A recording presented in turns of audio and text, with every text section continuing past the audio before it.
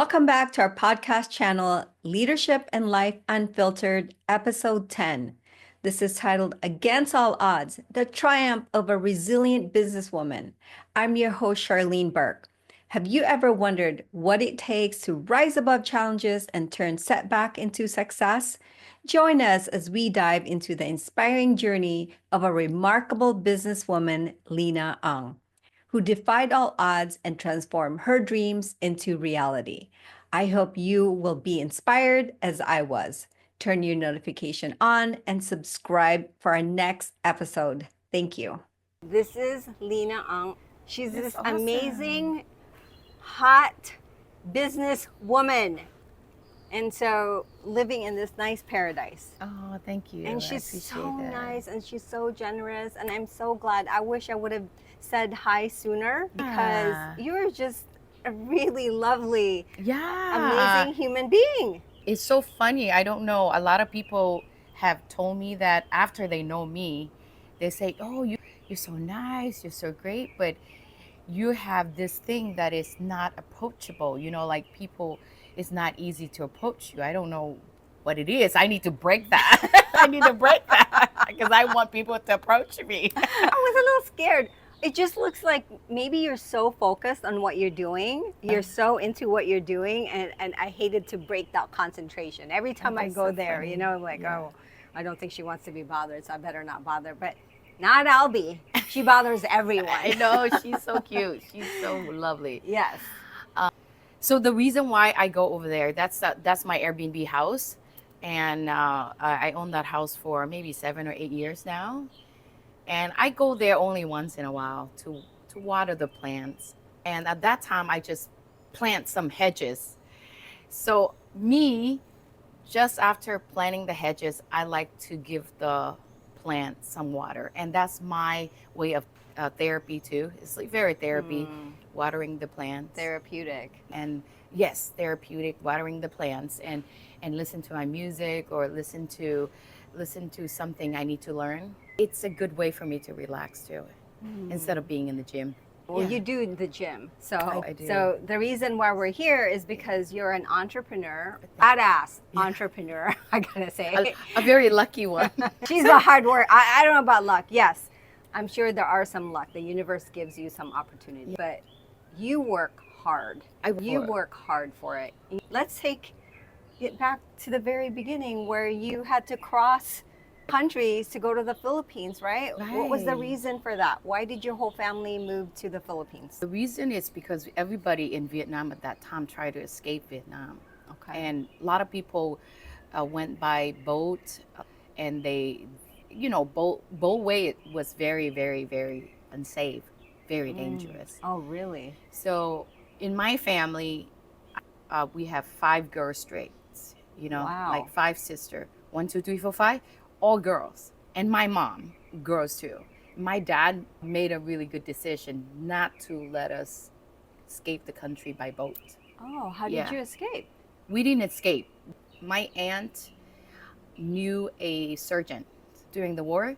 She get to know a surgeon and fall in love with him, and he fall in love with her, and they came over to Texas. He took her over, and then he eventually also sponsored my grandpa, which is her dad, over. And then when my grandpa come over, he started the paperwork to sponsor her daughter, which is my mom, who is my mom. I see. And then my mom get to bring the whole family over. So we waited for 10 years. Wow. We waited for 10 years. We thought we would never make it to United States. Okay. Yeah, we waited. So you waited for 10 years. You went to the Philippines. You had to go to the Philippines. Yes, way. because of how the system works Okay. at that time. When you get sponsored, American, it's so nice, so generous. They want to make sure that you're put in a place where you learn some English.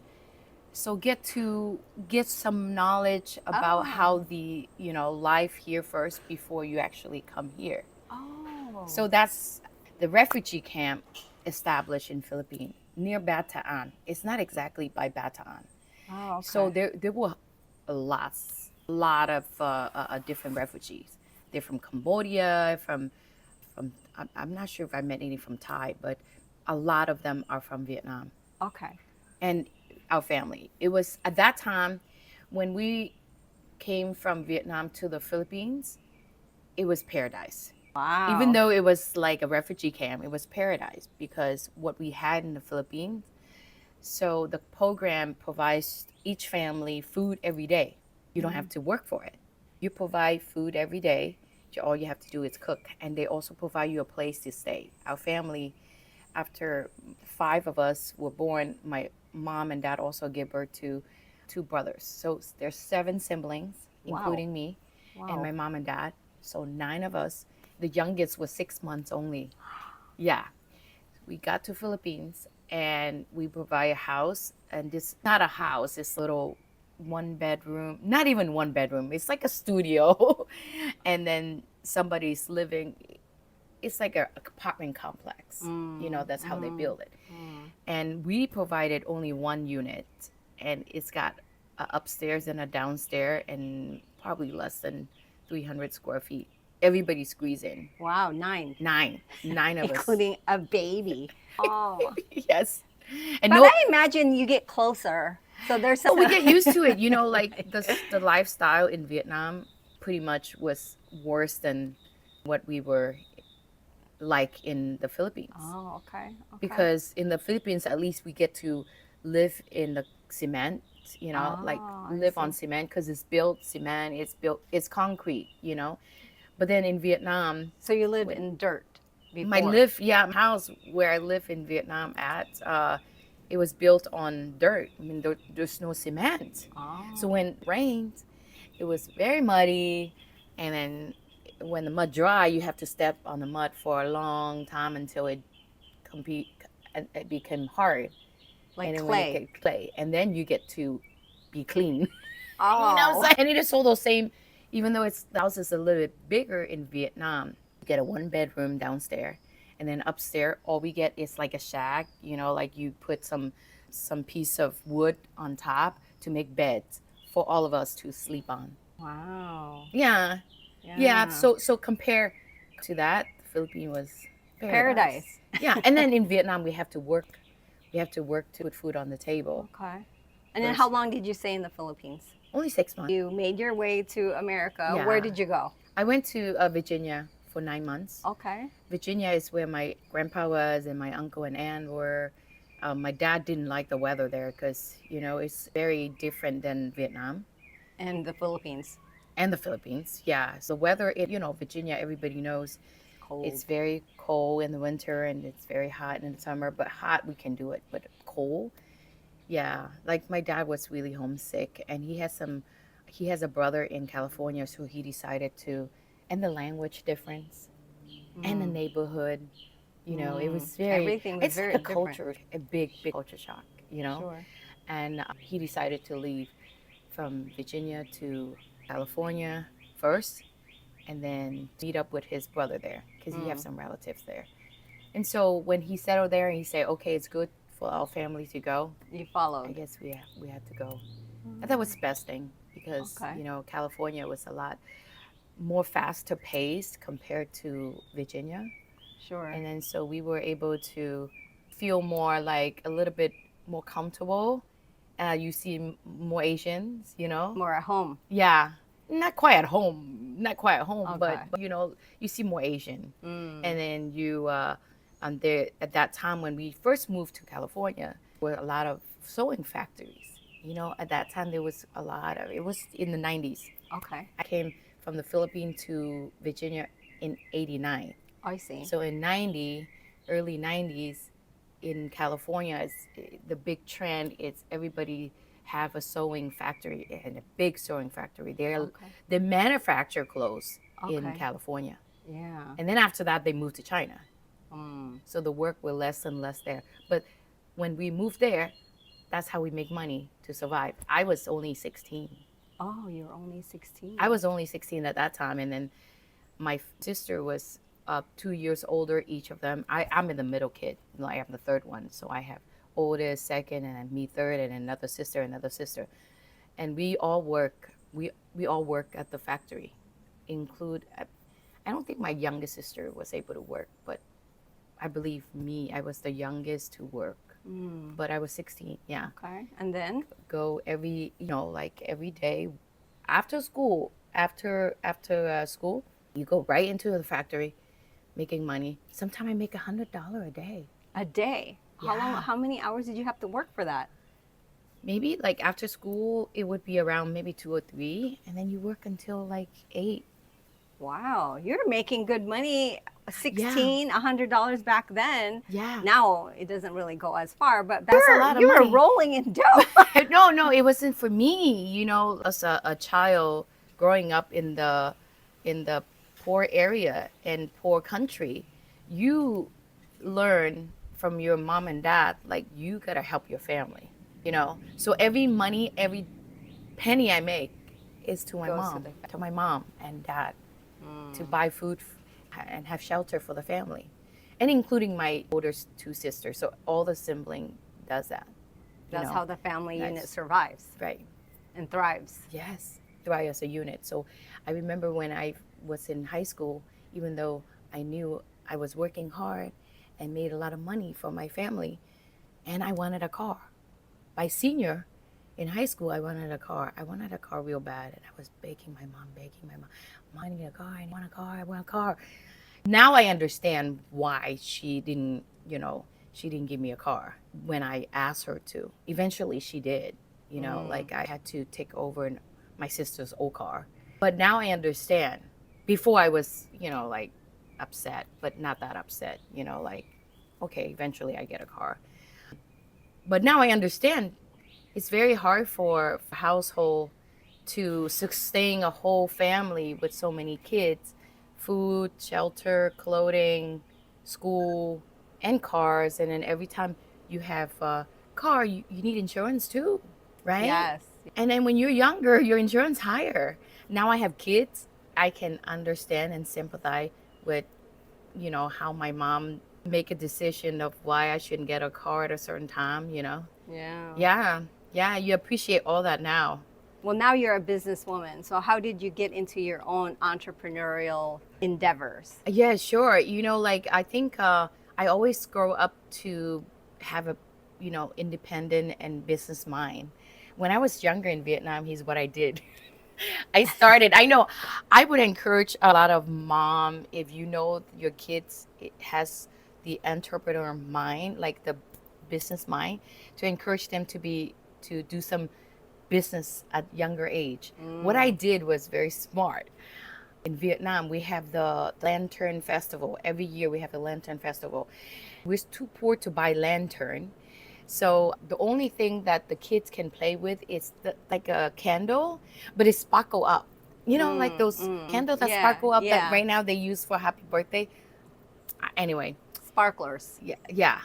What I did is I used a little bit of money to buy a whole pack, like a 12 of them, right? And then I sold individually to my village kids, because some kids, they can only afford, and they only need one, right?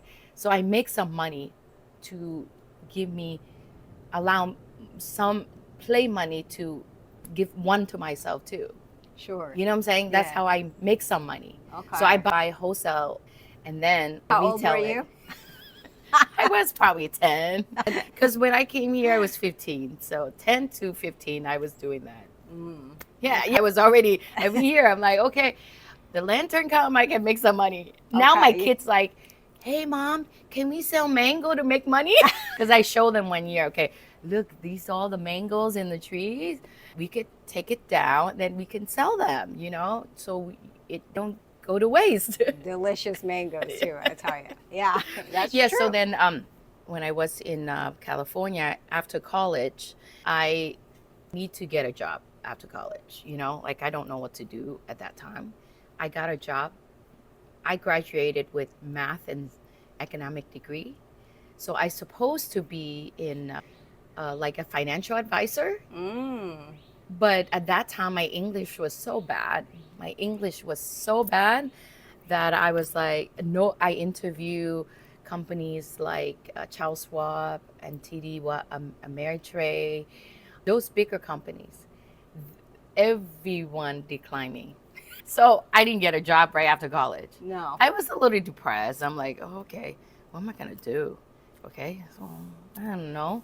So I went home from Santa Barbara. That's where I graduated. I came home, lived with my family, my mom, a little bit, and meanwhile I was looking for a job. And I'm like, this rate, I could just, I need a job. I just need to work, You need to make to make money. And so I apply everywhere, and I landed, believe it or not, a very small travel agency company job. Wow, what did you do there? I help people book cruises, book tickets, travel tickets and stuff like that. And the 5th year into the job, that's when I really realized how lucky I was to stay at that job, because I feel like that was the best job for me, because one of our biggest client was Landmark Education. You know Landmark Education? I do landmark. I Okay. do know landmark All right, education. Landmark Education is a transformational company. They teach a lot of different Development. You need personal development. yeah, personal development classes. And the boss did was send me to a Landmark Forum. At that time, my English was so limited, so I wasn't able to get too much of it, But still, I went, and the 4 years into the job, I realized that I was so lucky to work. I meant to work for him, for my boss. He was the nicest boss too, and pretty much I run the company for him.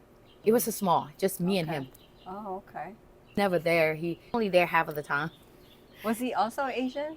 Or He's half Asian. Okay. He's half Norwegian and half Asian. Oh, I see. Okay. And the reason why I felt lucky was every year I get to go on this cruise with a whole bunch of super duper great leaders from Landmark Education. Oh. We organize a lot of group called the Wisdom Vacation Courses. Wisdom Vacation Courses. Oh, wisdom vacation courses. Okay. So once a year we have this big year-end course, and at that time we call it year-end cruise, because every year we organize it. It's on a cruise, and there were like 200 to 300 people. Wow. 300 people, and I get to go as a worker to help. I don't take the course like the participant do. So when they go up there, every day they would have lectures and conversation courses for 2 to 3 hours a day inside a conference room. Okay. And you attended? I listened to some, Okay. but mostly I help organize, help with people's need, and make sure that the room is set up, things like that, before and after, and I get paid to do that. And I get paid to go, I didn't have to pay to go on the cruise. You see? Getting paid to go on vacation. Exactly. What a terrible job. No, not really. Not at all. It was, You were really happy about this job. I was really happy And about then the job. What happened? And then I stayed at that job for 14 years. 14 years. 14 years. Oh, But listen to this. wow. Wow, I always have second job. Oh. I always have second job. My second job was singing. Oh, you started singing. She's a singer, folks. Right. Singing and emceeing at special functions and weddings. Okay. For Chinese and Vietnamese communities. Because I speak both. I speak Chinese and Vietnamese. I was born in Vietnam, but I'm really Chinese. My parents are Chinese. Okay. So fortunately, it happened that way because I get to speak both. both. And English. Yeah, and English now. I mean, so I still speak 3 languages now. That's why sometimes my English is not, like some words I still have hard time pronouncing. Yeah. Yeah. Me too. You too. Me too. But anyway, so I basically, while I was working on the job, I always sing. I mean, I started singing when I started college. So every weekend from Santa Barbara to LA, I would drive home to sing on the weekend. And I always make money. There's always that side hustle you're Yeah, doing. I'm always hustling. I'm always making money. Like in college, I probably have more cash than any college student there. Wow. Because you work. I work on the weekend.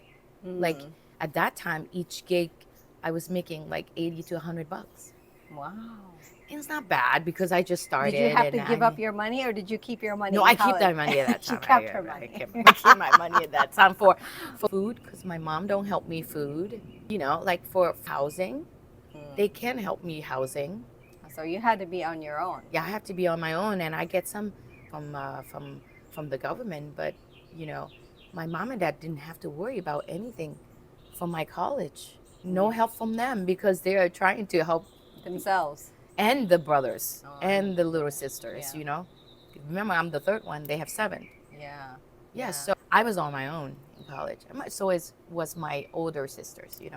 Like we learned to be so independent Yeah. at a very young age. You have to, right? Yeah. I guess you had to in your path to here, from Yeah. Vietnam to the Philippines to here. I mean, you were in Vietnam. You were already I'm hustling. yeah, you're already hustling. You already had that mindset of entrepreneurial already, Yeah. like trying to figure out like how can I make money at 10 years old. So you had it in you. Yeah, I had it in So me. while you had that gig for 14 years with the travel agency, traveling every year with a nice Yeah. cruise, learning some things because Right. Landmark does the personal development, and you had the side hustle of singing. What happened after 14 years? What happened? So I always have the side of hustling. I mean, after singing, besides singing, I also own like a couple businesses. While working for the travel agency, I own like a bridal shop and I own dry Cleaning store, a bridal, bridal shop, working yeah. for 14 years with the travel agency, singing on the singing. side. I How know. many hours Tell you the did you truth, sleep? sometime for a long time in LA, I would get to the point where I was a little bit miserable because I work every day, 7 days a week, and I don't have a break. Working every day, I'm talking about from job starts at 9. I have to start at 9. And then on the weekend, when I don't work for the job, I sing and I also see clients at the bridal shop and stuff like that. So I work too hard in LA. My mind at that time thinking like, oh my gosh, this is not the life I want. No. This is not the life I want. And I start to envision about the life I really want. When was that? How old were you when that happened? I was already maybe 30, at late 30, late Okay. 20s, 30 is the best age for me personally. When I turned 30, I'm like, yes, I get to be an adult. And so you kind of started to form your dream and create the kind of life that you want, as opposed to just, okay, I need to make money, I need to work and make money. Then you start to say, okay, do I really want this? You had that question, and Yes. and what happened? And then there are times that I just sit down and see the wedding clients because we do a whole package for the weddings, from A to Z, photographer, video, whatever. But anyway, there were times that I see them and I'm like, I wish I could be on the beach. With them. No, not with them. Oh, I'm like, okay. I wish I could be just Instead of enjoy my working. coffee and stuff on the beach instead of, sitting here working.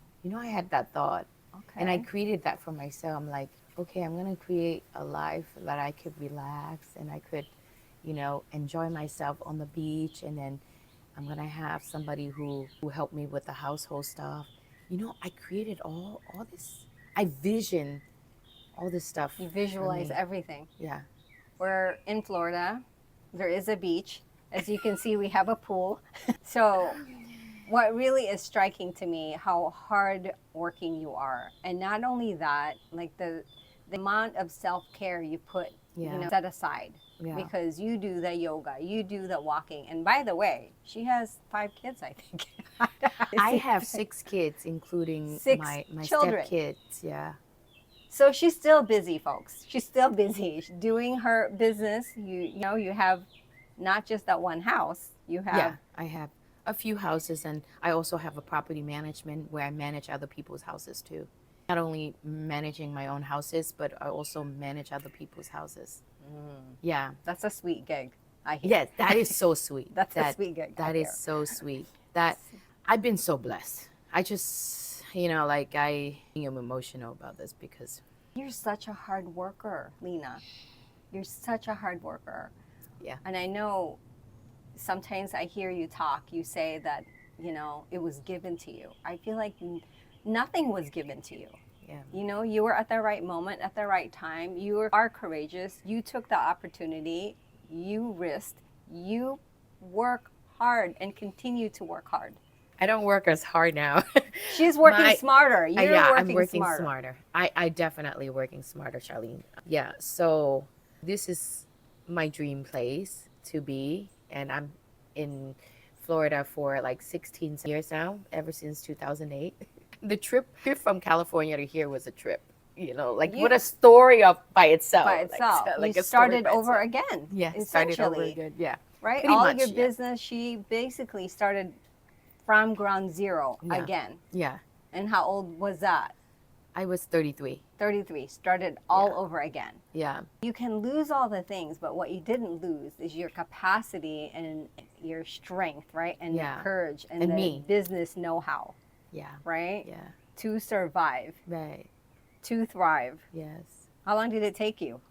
Not to skip your suffering or anything like that, but because it is. No, I was very lucky. In Vietnam, so funny. California, I have invested some houses in Tampa already. Oh. So I bought a few houses before I came here. Okay. And that's one of the biggest reason why too. And so not quite zero. Not quite. But it was worse than ground zero. It was worse than ground zero because how so? At that time, remember 2004, 2005, it's the culture of buying house. Yeah. Even a mommy going to the market can borrow money from the bank, and that's who I was. I was able to borrow money. I bought a house 100% finance, and I was able to get some money back too from the purchase. 0 down payment. I was able to get some money back. Wow. So that was the culture. And that's why, that's one of the biggest reason the crash happened in 2009, 2008, 2009. Right. Because look, it was not ground zero for me. It was negative because every month I have to, the houses were rented, but every single month I was suffering, but I didn't let that stop me. So I rise from the ashes. She's a phoenix. I rise from the ashes. And how long did that go on for? That go on for from 2006 to 2008. Okay. I depleted all my saving. I'm really good in saving. I 100% supporter saving for your rainy days. Yes. Okay? Yeah. And so I myself follow my own beliefs. I save a lot. I save and I make sure that I have emergency fund for my rainy days. So I depleted all my emergency fund. It was pretty scary. You probably saved up still from college. She's squirreling money away. Yes. I feel like the smartest thing I did for that saving is purchasing a whole life insurance. That's a different topic. But I was able to use the money from there. That's some of my saving. But that passed in 2009 starting. It's when I came here, I also envisioned that I have a brokerage firm for real estate, and I'm gonna run my own business. I mean, even before I started anything, I know I had my own houses, and I learned a lot from having my own houses. But I know that I want a business. I'm like, okay, eventually I'm gonna run my own brokerage firm, like that's what I want to do. And then 2009, I already had my license. I had a really good relative from California who married to one of the girls. He talked about me and he wanted to help me, knowing my situation, how I came to Florida. I pretty much escaped California to Florida. Nobody knew.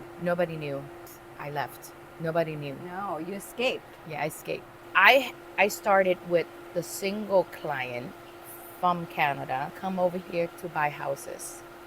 She wanted to buy houses. I was helping her with a regular, like a traditional kind of transaction, me as a realtor. But then my partner, Gustavo, at that time, he was learning to do flipping.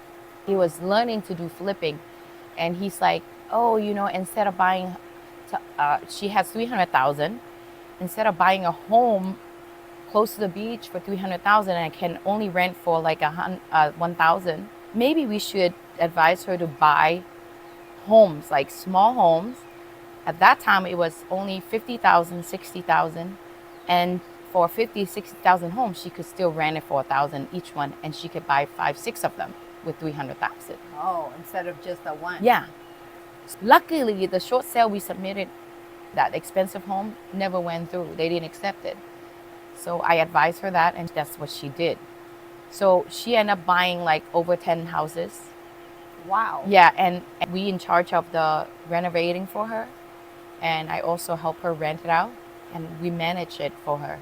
And then not only her, she's the one who started, like, her and her brother introduced us a lot of clients from Canada and some from China. So between 2009 to 2015, we buy and flip over maybe 300 homes. Wow. Yeah. That time I was baby machine and working the family, and then also like You're a baby Right. machine. I was a baby machine because my first son was born in 2010. My second was born in 2012. My third was born 2014. Wow. So I was a baby machine while working all these, building the empire that I have now. And I sing too. She still sings. I was singing on the weekend here. I'll have the link on her YouTube Yes. channel. Just or link, just the and you link of can the song. link of the song, and Yeah. she sings beautifully. You Thank sing you. very beautifully. Yeah. And when it comes to self-care, as you're continuing to build your empire, also relax and really enjoy your life, right? I know that you do not skip out on your self-care routine. Yeah. The no. yoga. Tell us about your, self-care routine. Okay. Well, since 2015, 2016, when my baby needed a lot of help and care, and my financial, it was a little stable at that time. Well, not so much 2000, maybe I would say starting 2018. I started to like really put a lot of time for myself and also my kid. I know, and I'm glad I do, that understand that spending time with my children while they were younger is so important. Like giving them care, giving them love is so important, and giving them time. Yeah. Yeah. Yeah. So I settled my business with a lot of help. I have 4 or 5 managers who help me with all the aspects of my businesses, my Airbnb and property management and renting, buying, selling. I get help in every aspect of my business. I don't have to do, I just have to, say, help me do this, help me do that. That's Delegate. it. Yeah, delegate. That's it. That's the word. Then I really spend time on myself. So each morning, my routine is after I drop off the kids to school, I go to hot yoga. I go to hot yoga for 2 hours. 2 hours. Yeah, take 2 classes. I do yoga joint. So I take a fit class and a flow class. But I don't do it 5 days a week like that. I give myself a break. Listen to my body too. Okay. And then once a week, I would like going yoga. I would like to go to the beach, like in the morning. Really listen to the ocean, relax, maybe with a friend. Yeah. Yeah, that's how I do my self-care. And this point, whenever business fall into my lap, I will take it. I just don't spend more time to advertise my business to grow it. No. Because I'm gonna take my time out. Every time you grow a business, you're gonna take away your time. Your time with self-care and your children, I know, is very It's most important. important right now. Yeah. Like for now, it's most important. And then also my thought of transforming other people's life too, eventually, when I have more time, especially children, it's my why in my life. Go back to Vietnam. I go to orphanages center, take them gifts, buy them food, gifts, and stuff like that. Last year, I started this. I asked my friend in Vietnam to go to this orphanages by my village and ask all the kids in there. I think there were about 40 or 50 kids. Ask each of them what they want for Christmas. But they don't celebrate Christmas there. So New Year, new big deal, like Vietnamese New Year. I didn't know they don't celebrate Christmas in Vietnam. Because not a Christmas is like a Christian, like it's a Okay. religion thing. Okay. Okay? Yeah. Okay, that makes sense. Yeah. And so they celebrate the Lunar New Year. Okay. So I asked my friend to ask each children what they want, like what they want. And some of them so cute. One girl, all she want is a little like a snack food. I know. That's all she want. Snack food. Some of the kids want a bicycle. Some kids want smartwatch. Exactly what they want. So I went back there this year to pass it out to them.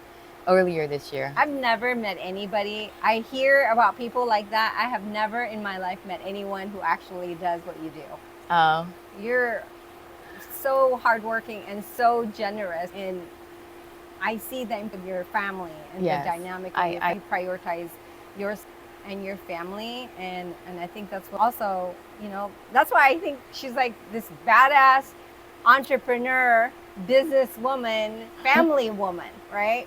Yeah. You're so dynamic. You have so much about you that's just like amazing. Thank you. That's just so amazing. Thank you. And what I love most right now, my singing, also fulfilling my hobbies. That singing and performing on stage is one of my hobby that fulfilling my soul. I also take away my time from my kids. What now take over that fulfilling that part for me is taking my kids on vacation. I always been taking my kids on vacations, all of them. Ever since they were younger, on my stomach, I always take them. They've been around the world. They've been to Egypt, they've been to Dubai, they've been to Vietnam a couple of times. It's not just your run-of-the-mill regular vacation. Yeah. And they've been to all the places in the world that my kids enjoy traveling to. Then that's one thing. And also she cooks at home for them, by the way. Well, now I cook whenever I want to. I love it. I have, a nanny home. Sometimes I just ask her to cook for me. Yeah, that's the flexibility, it's nice to have help. Yeah, right? it does. It does. Because some people well, I'd rather do it myself, and I tend to be like this. I'll do it myself, but what is your time worth? Yeah. Right? Yeah. Because then you can do other things, and this is the sticky point with right? When you have somebody to help you, that money that you spend in helping you, how much are you worth, so that you can do the things that really matter to you, Yeah, like this. Yeah, like this. Yeah. Like this. Yeah, like this. I mean, if I need to take care of 3 boys' mess, I have 3 boys living in the house with me right now. They're from 9 years old, 12, and 14, right? They're making a mess every minute. So if I'm busy taking care of cleaning their clothes, taking out their beddings, and mopping the house, I don't have time for this. For sure. Yes. Yeah. What's your biggest lesson? We addressed from where you were 10 years old, right? In your living situation to this. This is gorgeous. What's your biggest lesson on that journey? My biggest lesson is always be true to yourself. Sometimes I understand when you got to dig deeper in what I mean by that. A lot of people, they may not know what they want at a certain time, and that's the hardest part. And if you don't know what you want, it's very hard to create it. Knowing what you want. You said you visualized. Yes. All the lifestyle that you have now. Yes. You said you visualized. Yes. You gotta Is this visualize. an everyday thing that you do? No, or I what don't. kind of I exercise? don't. No, I don't do it every day. So the hardest part is knowing what you want. That's the hardest part for a lot of people. Because, for example, a couple. I've just given you an example. A couple not getting along. You ask the lady, "What do you want out of this? What do you want?"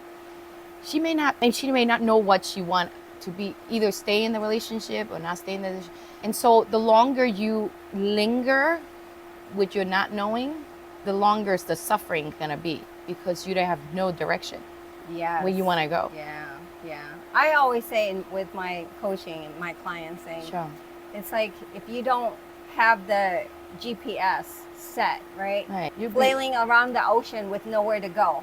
And No just direction. being blown by the wind with no direction. You'll never arrive anywhere, or you do arrive and it's like you don't want to be there. Yeah. So it's better, right? To know your direction, you know, to your destination. Yes. You got to know where your destination is, right? Yeah. Yeah. So that is the biggest thing for me.